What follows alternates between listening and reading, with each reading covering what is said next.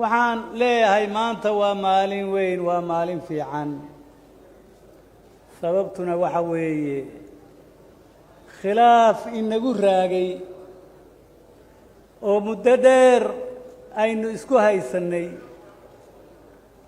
oo guul ka gaari weynay ayaa maanta halkan ku gabagaboobay oo aynu ku heshiinay inaynu doorasho qaran oo loo dhan yahay qabsanno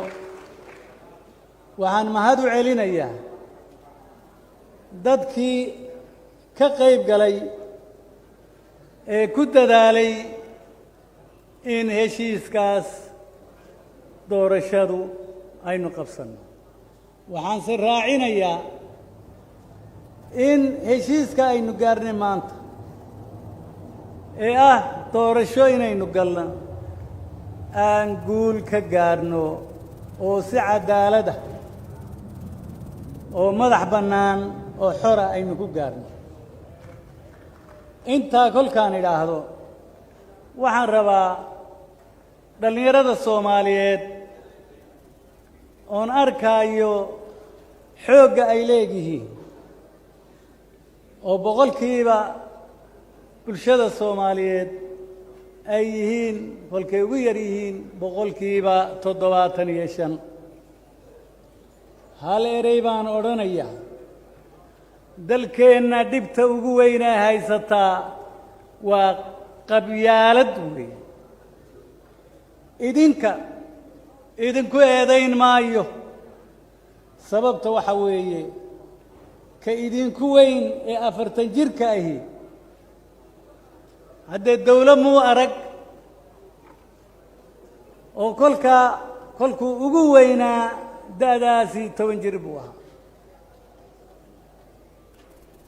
waxaad dhalateen dhammaantiin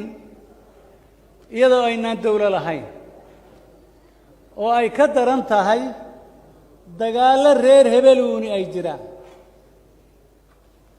waxaan shaki ku jirin inay saameyn weyn idinku leedahay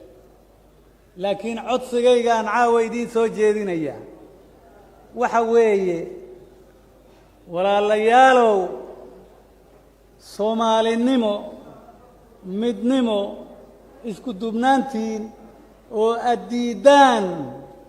in laydin qaybiyo qabaa'il laydin qaybiyo laysku kiindiro inaad diidaan weeye arrintaas markaan sidaa leehayna ereygaasi siyaasiyiinta u socda intaa anaa halkaasaan kaga baxaya waxaa maalmahan beryahan socday cabasho ay soo jeedinayaan waalidiin wiilashoodii tababar ciidan loo diray waa cabanayaan waxaan dawladda federaalka madaxdeeda u soo jeedinayaa in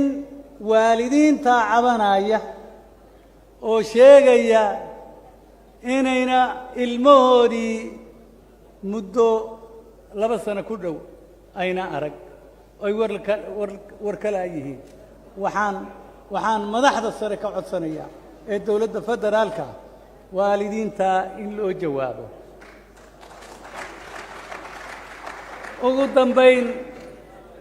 ugu dambayn waxaan u soo jeedinayaa hal arrin prime minister annagoo joogna baydhabo waa 2006 ayaa fanaaniin Soomaaliyeed noogu yimaadeen halkaas waxay noo sheegeen riwaayad bay noo dhigeen hal erey baan ka soo qaadanaya dawlo ehel bay rabtaa oo micnaheedu yahay fikir bay rabtaa aqoon-yahan bay rabtaa aqoon u leh bay rabtaa ma aha aqoon-yahan oo dhan waa inuu garanayaa dawlo waxay rabto ee uu qabanayo awowyadeennii hore waxay odhan jireen xoolo ugub ka gado ama curad